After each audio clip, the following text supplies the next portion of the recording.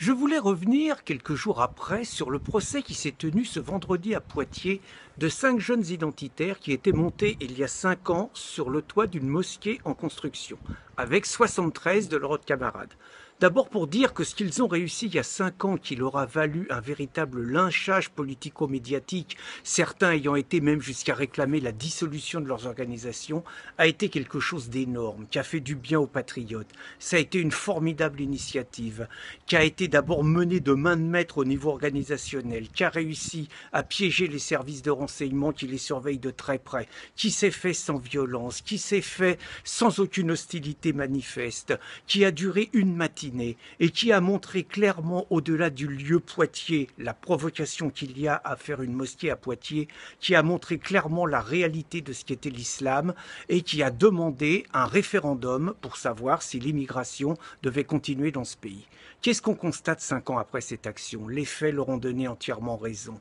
Il y a eu Mera, il y a eu Charlie Hebdo, il y a eu le Bataclan, en France, en Europe, et combien de centaines et de centaines de victimes de ce barbarisme qu'ils dénonçaient il y a 5 ans. Et puis, lors de ce procès, on sait qu'un procureur s'est permis de demander 1 an de prison, même avec sursis, contre ces garçons, qui sont juste des héros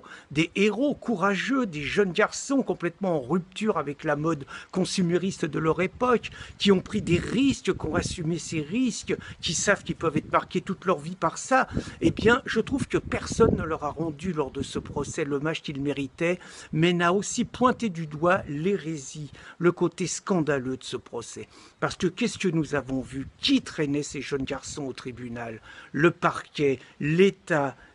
socialiste, l'État de Macron, main dans la main avec l'UOIF, organisation jugée terroriste, liée aux frères musulmans, interdite en Égypte, interdite en Arabie Saoudite, des gens qui, après les assassinats musulmans en France, osent continuer à traîner les patriotes devant les tribunaux et qu'il se trouve justement des juges, des procureurs, des magistrats pour instruire ces plaintes et pour réclamer des peines de prison contre ces patriotes courageux. Eh bien, c'est honteux, c'est scandaleux, c'est crapuleux. Et je trouve vraiment dommage que sur les plateaux de télévision, pendant qu'on parle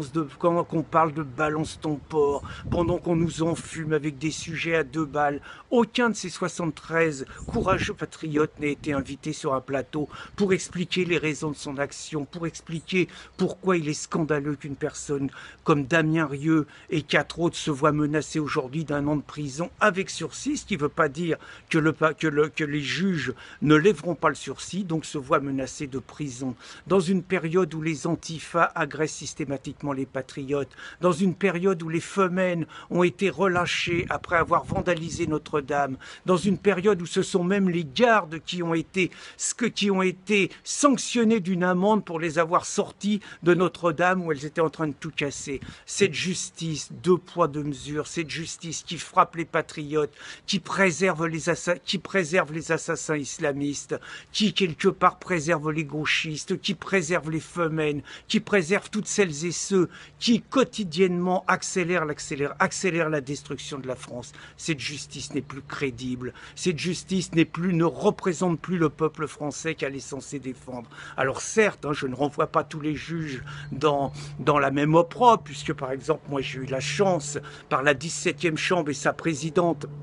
d'être relaxé le 3 mai, mais on a l'impression que ça fait partie des accidents de l'histoire judiciaire et que quand un juge fait bien son travail, immédiatement derrière, vous avez des dizaines et des dizaines de juges qui essayent de rattraper les dégâts et qui multiplient les procédures, les condamnations contre les patriotes qui osent refuser l'islamisation de leur pays.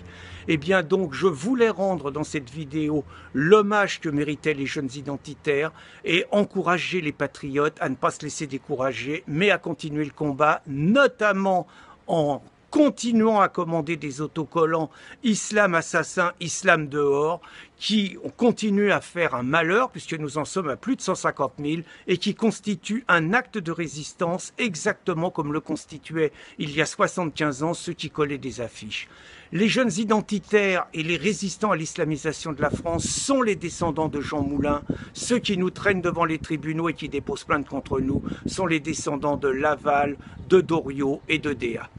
Vive la France!